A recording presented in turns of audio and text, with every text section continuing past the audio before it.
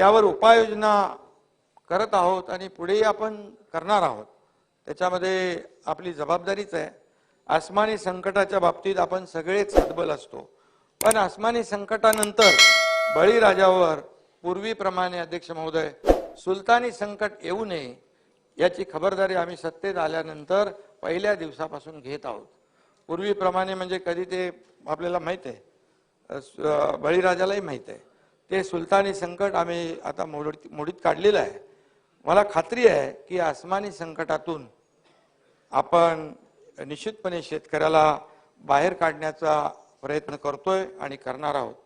दिवंगत रानकवी नादो महानोर यांनी म्हटले, या नभाने या भुईला दान द्यावे आणि या मातीतून चैतन्य गावे, हे आपल्या महानोर यांनी म्हटलंय। आणि म्हणून बळीराजाच्या आयुष्यातही असंच चैतन्य यावं या दिशेने आम्ही प्रयत्न सुरू केलेले आहेत।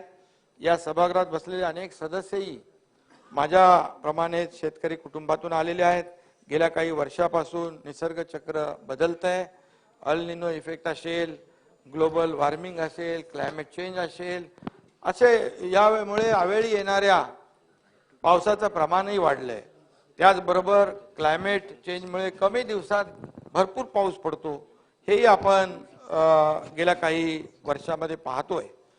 आणि एकीकडे अतिवृष्टी तर दुसऱ्या भागात दुष्काळ, कधी अवकाळी पाऊस, कधी गारपीट, अशी स्थिती गेली काही वर्ष सातत्याने या ठिकाणी निर्माण होतीये। अध्यक्ष महोदय, या ठिकाणी आपल्या कष्टकरी शेतकऱ्यांच्या हातातोंडाशी आलेली पिकं वाया जातात तेव्हा त्याची वेदना आपल्याला कळते।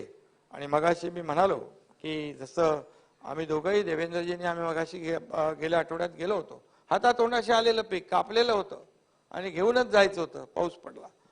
आणि म्हणून जेव्हा अशा प्रकारचा त्यांचा जो काही आत्मविश्वास आणि आत्मसन्मान कुठेही ढळणार नाही याची देखील सरकारने वेळोवेळी काळजी घेतली पाहिजे, ती आम्ही घेतोय।